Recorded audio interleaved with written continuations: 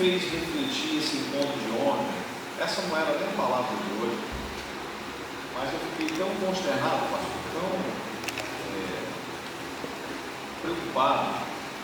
O nosso perguntou: você está preocupado com alguma coisa? Então, esse texto está preocupado com você. Eu não estou bem, estou preocupado. E esses dias uma jesuicidência, eu conversei com uma enfermeira que é minha amiga de 30 anos. Somos amigos desde a infância, desde 10 anos. E ela cuidou desses últimos dias no CTI dessa irmã, uma jesuicidência. Eu já não vejo essa minha amiga há uns 4 ou 5 anos. Eu fui pedir um favor a essa querida, se ela conseguir alguns meios, e ela está tentando lá, algumas coisas que eu pedi a ela lá no hospital para essa irmã. E a irmã estava nas cuidados dela na semana passada, no CTI. E a Simone falou uma coisa para mim muito interessante. Eu falei: Simone, vai ser muito difícil para você, chefe de enfermagem, de oncologia, tem tanta coisa durante esses anos todos. Ela disse: olha, mas eu tento não me acostumar, porque quando a gente se acostuma com a tragédia, com a perda, a gente fica insensível às coisas. Aí apenas torna-se mais um. É só mais um número, é só mais um nome, é só mais uma pessoa. E às vezes na igreja a gente se comporta assim, né? Fulano veio para a igreja, sumiu, só mais um. Quando a igreja morreu, não foi. Está melhor do que a gente. Não há mais choro, não há mais saudade. Pessoas vêm para cá, somem, a gente não busca mais, né? A gente, por favor, o pastor, né, pastor? A incumbência pastoral de buscar, mas o corpo de Cristo como um todo, a igreja como o único sentimento que há em Cristo Jesus. E diante dessa possível perda, que está para todos nós, não somente para ela, há um texto de Paulo, na sua segunda carta aos Coríntios, capítulo 1, que eu quero fazer essa reflexão em cima disso essa manhã. Capítulo 1, versículo 13 em diante. Bendito seja o Deus e Pai do nosso Senhor Jesus Cristo, Pai de misericórdias e Deus de toda consolação. É Ele que nos conforta em toda a nossa tribulação, para podermos consolar os que estiverem em angústia. Com a consolação, porque nós mesmos somos contemplados por Deus. Porque assim como os sofrimentos de Cristo se manifestam em grande medida a nosso favor, assim também a nossa consolação transborda por meio de Cristo. Mas se somos atribulados, é para o nosso conforto e salvação. Se somos confortados, é também para o nosso conforto, o qual se torna eficaz, suportando vós com paciência os mesmos sofrimentos que nós também padecemos. A nossa esperança a respeito de vós está firme, sabendo que como sois participantes dos sofrimentos, assim o sereis da consolação. Porque não queremos, irmãos, que ignoreis a natureza da tribulação que nos sobreveio na Ásia, porquanto foi acima das nossas forças, a ponto de desesperarmos até da própria vida. Contudo, já em nós mesmos tivemos a sentença de morte, para que não confiemos em nós, e sim no Deus que ressuscita os mortos, o qual nos livrou e livrará de tão grande morte, em quem temos esperado que ainda continuará a livrar-nos, ajudando-nos também vós com as vossas orações a nosso favor, para que por muito sejam dadas graças a nosso respeito, pelo benefício que nos foi concedido por meio de Cristo. Aqui nós estamos vendo Paulo escrevendo a uma igreja, falando sobre a natureza da tribulação e do sofrimento. Ele começa dizendo na sua carta que ele diz que Deus é bendito porque Ele é o Deus de misericórdia e o Deus de toda consolação. Paulo começa a dizer para essa igreja querida, antes de fazer um relato daquilo tudo que ele está vivenciando, tudo que eles viveram, de que o Deus que a igreja crê, o Deus que a igreja se move, o Senhor que a igreja se submete, é um Deus de misericórdia e um Deus de consolação. Amém? O crente nunca pode perder essa perspectiva do consolo e do socorro de Deus e da misericórdia de Deus. Quando você está mal, quando você está vivendo um momento difícil na sua vida, uma das primeiras coisas que você pensa é em sair da igreja, é se afastar dos caminhos do Senhor. Você comete um pecado, você erra no caminho, você toma uma decisão errada. Uma das primeiras atitudes que nós pensamos, muitas das vezes, é sair da presença da casa do Senhor, é se afastar da casa do Senhor. Quando Paulo diz logo o contrário, diante das tribulações, diante dos sofrimentos, devemos nos lembrar que temos um Deus de misericórdia e um Deus de consolação. Se todo crente lembrasse todo o tempo, diante das suas adversidades, que serve a um Deus de misericórdia e de consolo, jamais se afastaria desse Deus. Porque a luta e as adversidades da vida, ela vem para todos nós. Não é pelo fato de estarmos congregando em uma igreja e de sermos considerados crentes em Cristo Jesus, que estamos isentos de tribulações e de lutas e de coisas que muitas das vezes podem levar até a sentença de morte na nossa vida. Quantos entendem? Digam amém. Ele continua dizendo: é Ele que nos conforta em toda a nossa tribulação, para podermos consolar os que tiverem qualquer angústia, com a consolação com que nós vivemos somos contemplados por Deus. Uma outra coisa que Paulo nos ensina nessa carta é que todo motivo de tribulação, todo motivo de adversidade na sua vida é consolo de Deus na sua vida, é misericórdia de Deus na sua vida, mas Deus está te preparando para consolar outros. O Evangelho de Cristo, o Espírito Santo Consolador, a Bíblia já diz que Ele é o nosso Consolador, nos deu um ministério de consolação. Você, eu não sei qual é o raio, o tamanho da problemática que você está vivendo. Eu tenho os meus dramas, eu tenho os meus problemas, você tem os seus problemas, você me conhece aqui no púlpito, você me conhece aqui na igreja, mas você não sabe o que eu vivo às vezes na minha casa, você não sabe o que eu estou passando lá na rua, você não sabe o meu dia a dia, mas o meu Deus Consolador sabe, o meu Deus de misericórdia sabe. Mas tudo que eu venho passando, tudo que eu tenho passado, tudo que você tem passado, irmãos, nunca se esqueça disso. É a escola de Deus para a consolação de outros. Semana passada as meninas foram assaltadas, foram na esquina da igreja. Elas teriam todos os motivos talvez para dizer assim: que urucubaca é essa? Eu vou para a igreja, estou indo para a casa de Deus e foi assaltado. Minha querida, é no assalto, é na adversidade, é no inesperado. Vocês poderiam ter levado um tiro, mas vocês tomaram a decisão certa. Independente da perda material, vocês buscaram o consolo e a misericórdia do Senhor nesse santo lugar. Glória a Deus pela vida de vocês. E que permaneçam assim. Mas muitos de nós, presbíteros, a gente perde essa esperança. E ele vai continuando, ele diz: olha, porque assim como os sofrimentos de Cristo se manifestam em grande medida a nosso favor, assim também a nossa consolação transborda por meio de Cristo. Mas se somos atribulados, é para o vosso conforto e salvação. Se somos confortados, é também para o vosso conforto, o qual se torna eficaz, suportando vós com paciência os mesmos sofrimentos que nós também padecemos. Agora, é a parte mais linda. Ele diz: a nossa esperança a respeito de vós está firme. Paulo, ele tinha uma convicção de que ele estava pastoreando uma igreja, de que ele estava cuidando de uma igreja que vivia debaixo de misericórdia, da graça e da consolação de Deus.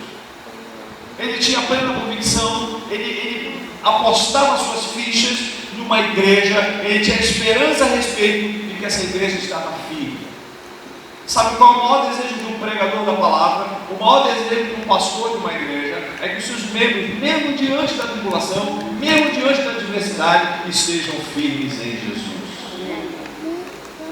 Porque, irmãos, não poderemos estar em todos os lugares, não poderemos consolar todos ao mesmo tempo, não poderemos visitar todos ao mesmo tempo. Ontem eu vi uma expressão do meu irmão Diácono Davi que me fez lembrar uma situação que eu vivi. Ele disse, vou parafrasear, ele falou assim: eu estava muito metodista ontem, estava meditando em tudo, metódico e meditando. E ele disse assim: engraçado que a ajuda que nós precisávamos de algumas pessoas, nós não alcançamos, algumas pessoas não vieram, não acompanharam. E eu disse: olha, meu irmão, e ele disse assim para mim: mas eu louvo a Deus porque Deus é maravilhoso, Deus trouxe vocês para nos consolar. Vocês estavam tão longe, o Senhor estava quase que destruído, e quem sabe o Senhor restaurou o Senhor trouxe tudo de volta na sua vida para que estivesse nesse momento. Meus olhos encheram d'água, porque eu vi a misericórdia e a consolação de Deus através da minha vida. Eu falei, Senhor, obrigado, porque eu fiquei 2 anos longe da tua presença. Nunca duvidei da tua misericórdia e da tua consolação, mas aprove o Senhor na sua infinita misericórdia de trazer de volta, restaurar minha casa, restaurar minha vida, restaurar o ministério, para que, quem sabe, Esther, Deus te levantou para essa causa, falando para Esther, quem sabe mais, tudo isso aconteceu, para que você estivesse nesse carro, nesse dia, como um daqueles poucos amigos, num momento tão difícil de dor, ao lado da nossa vida. É o ministério da consolação, é o ministério do socorro. E ele diz, olha, a minha esperança a respeito de vós está firme, sabendo que como sois participantes do sofrimento, assim o sereis da consolação. Irmãos, eu queria que você olhasse para a pessoa que está ao seu lado. Você não vai dizer nada, você só olhar. Essa pessoa hoje está aqui, olha para ela, ela está aqui. Uma barata morta lá. Amanhã ela pode dar um Aí saco. depois eu fui beber água, eu olhei pra ela. Agora esquece a Depois ela necessidade de ficou ser se mexendo, mano. Esquece Ela as ficou se implicâncias que mexendo de você cabeça tem com pra seu irmão. baixo. Esquece as diferenças que você tem com esse irmão. Olha para ele mais uma vez, esquece, tá? Você não é perfeito, você é um presbítero, é um homem de Deus, não vai ter imperfeição. Nunca vai agradar todo mundo, como eu também não vou agradar todo mundo. Mas esquece isso. Eli nunca vai agradar todo mundo. Não é perfeito, eu também não sou. Mas esquece isso, Eli. Olha só para Eli, olha só para o Benjamin. No final de todas as coisas, no final da nossa vida, não vai restar mais nada a não ser o nosso olhar, a nossa compaixão, a nosso consolo, a nossa misericórdia. Diante da impotência da vida e diante da morte, nós não podemos fazer nada, a não ser olhar para essa pessoa e dizer que o Senhor tem misericórdia de ti, que o Senhor Deus te consola, que o Senhor Deus te guarda. A gente vive esses momentos de igreja, nós temos muitos momentos de egoísmo, de rixa, de briguinha boba, né? De chateação desnecessária. Mas quando eu estou de lado de um leito, de lado de uma irmã que está uma sentença de morte, como disse Paulo aqui, nós vamos ver sobre isso. Uma sentença, irmão. Você sabe o que é uma sentença? Quando já vira no julgamento, sabe o que é uma sentença? É um juiz pegar um martelo e fazer um pá, você está sentenciado, você vai ficar preso 20 anos, você vai ficar preso 30 anos. É o médico chegar para você, pá, você está sentenciado, você não tem mais como viver, você vai morrer, não temos nada para fazer mais por você. É aquela ponte que caiu na linha amarela em cima dos carros, onde algumas pessoas morreram fatalmente. Uma mulher chamada Glaucia estava lá sentada ao lado do marido já esmagado, morto. Ela machucou, fraturou o joelho, parece. Aquela viga em cima dela, talvez eu passasse pela cabeça dela. Nós estamos diante de uma sentença de morte. Eu vou morrer. Que houve, mãe? Porque não queremos, irmãos, que ignoreis a natureza da tribulação que nos sobreveio na Ásia, porquanto foi acima das nossas forças, a ponto de desesperarmos até a própria vida. Contudo, já em nós tivemos a sentença de morte, para que não confiemos em nós, e sim no Deus que ressuscita os mortos. Aqui é uma lição de Paulo profunda. Nós temos que andar todos os dias da nossa vida, Luzinha, nós temos que andar como se nós estivéssemos mortos. Porque já não é você quem vive, é Cristo que vive em você. Paulo diz, quer vivamos, quer morramos, somos do... Irmão, nós temos que viver na esperança de que a ressurreição nos aguarda, de que a qualquer momento o Senhor pode nos chamar. Temos que viver na esperança do Deus que ressuscita os mortos. A nossa vida nessa terra é passageira. O apóstolo Paulo diz que se a nossa esperança se resume apenas nessa vida terrena, nós somos os mais miseráveis de todos os homens. Por isso que o crente tem que andar com o olho aqui no presente, mas todo dia com o olho na eternidade. Porque eu saio hoje posso não voltar amanhã. Eu tenho para dormir hoje, posso não acordar amanhã. Mas eu sempre tenho que um passo na vanguarda, sempre está no meu coração. Eu creio que o meu Senhor vive.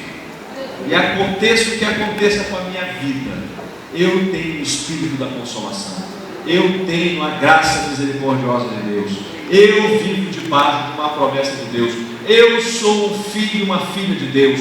Eu sou um escolhido e uma escolhida de Deus. Quer morramos, quer vivamos, somos do Senhor.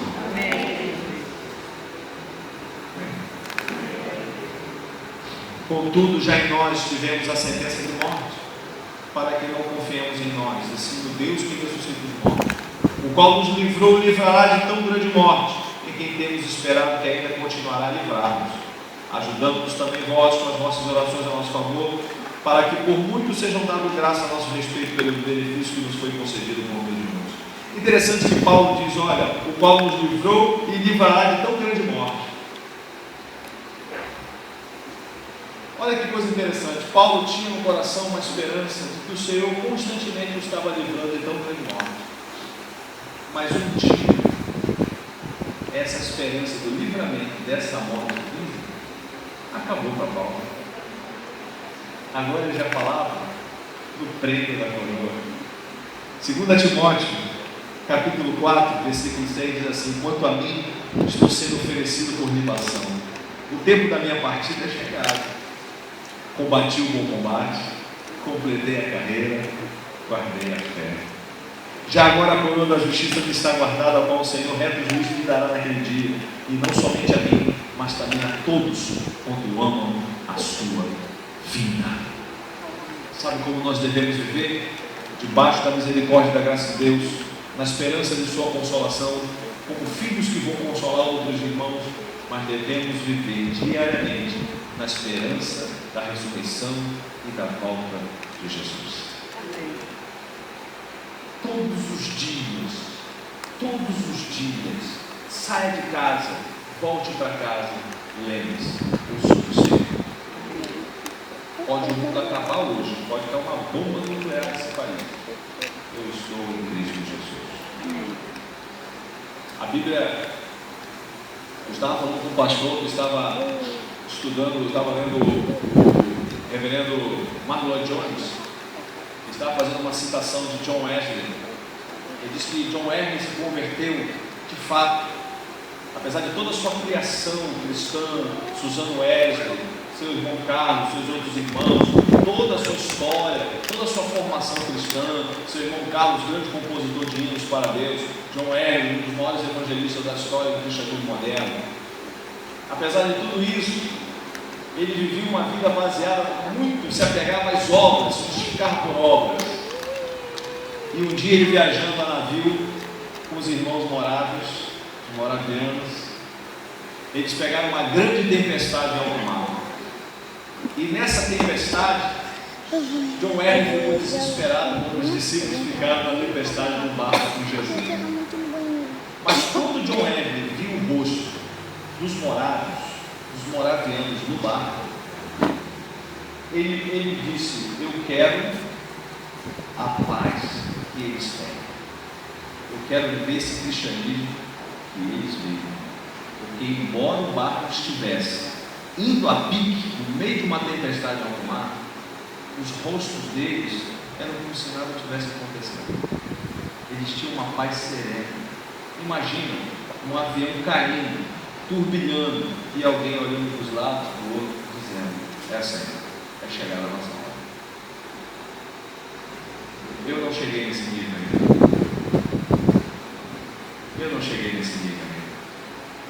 Mas o Cristo do Evangelho, o Cristo da Bíblia que eu creio, nos ensinou a viver assim. Ele diz que a paz que Ele nos dá excede todo o entendimento, não é a paz que o mundo dá. Nós não podemos estar diante do inesperado, diante da vida e diante da morte, desesperados. Nós temos que estar esperançados. Para terminar, eu estou aqui aberto pelo Catecismo de Heidelberg, um dos grandes padrões doutrinários da Reforma. luterana, né? A forma protestante luterana, o Catecismo de Heidelberg, ele tem até hoje uma influência muito grande sobre nós, crentes da linhagem reformada. E eu estava ontem, eu fui dormir muito aflito, preocupado com a minha irmã, orando ao Senhor, pedindo a misericórdia de Deus sobre a vida dela. Ontem eu disse para ela, eu disse, minha irmã, vá para a ceia amanhã. Ela já não está falando, só está mexendo a cabeça. Eu falei, você quer ir à ceia? Ela disse, eu quero. Eu falei, olha, se você não conseguir a ceia, eu vou fazer de tudo para chegar mais cedo em casa, eu vou te dar a ceia. Ou o pastor da igreja, eu falei para o seu marido, tem que vir dar ceia para nós. Porque a ceia também anuncia a morte do Senhor até que ele venha. É a esperança. Deus tem nós a esperança, Pai. E eu estava meditando no Catecismo de Heidelberg. E o Catecismo de Heidelberg, no primeiro dia do Senhor, a primeira pergunta é a seguinte: qual é o seu único consolo na vida e na morte? Aí a resposta: que não pertence a mim mesmo, mas pertence corpo e alma, tanto na vida quanto na morte, ao meu fiel Salvador Jesus Cristo. Amém. Ele pagou completamente todos os meus pecados com o seu sangue precioso e libertou-me de todo o domínio do diabo. Ele também me guarda de tal maneira que, sem a vontade do meu Pai Celeste, nem um fio de cabelo pode cair da minha cabeça. Na verdade, todas as coisas cooperam para a minha salvação. Por isso, pelo seu Espírito Santo, Ele também me assegura a vida eterna e faz-me disposto e pronto de coração para viver para Ele de agora em diante. Quando eu li isso, porque você, diante de tantos questionamentos, onde eu ouvi muitas perguntas difíceis de um marido sofrendo, de uma família sofrendo, de uma pessoa em casa com uma doença muito destruidora, isso gera em alguns momentos de revolta, porque quando a gente ama, às vezes se revolta por amor. E a gente eu ouvi tantas coisas, eu não conseguia ter respostas, porque não era tempo de resposta. Mas eu pedi a Deus, que Deus tem resposta para todas essas coisas. Até o silêncio de Deus é uma resposta. E o Senhor me fez voltar para o cabecinho dele, para a primeira pergunta: qual é o meu único consolo na vida e na morte? Eu não pertenço a mim mesmo. Eu estou no Senhor. Paulo diz: meu tempo está chegando. Agora ele já está preparando até por conta da justiça. Irmãos, nós temos que viver o hoje como se fosse hoje. E o amanhã está nas mãos de nosso Deus. Agora, quer ver a tribulação, quer ver a perda material, quer ver até perda física, doenças, qual é o seu consolo? Na vida ou na morte? Repita comigo, diga comigo, qual é? Repita comigo, qual é? Meu único consolo na vida ou na morte? Responda para você, nem o consolista aqui no Salmo 42. Responda para você: que não pertence a mim mesmo. Mas diga com força: que não pertence a mim mesmo, mas pertence de corpo e alma, tanto na vida quanto na morte, ao meu fiel Salvador Jesus Cristo. Ele pagou completamente todos os meus pecados com seu sangue precioso e libertou de todo o domínio do diabo.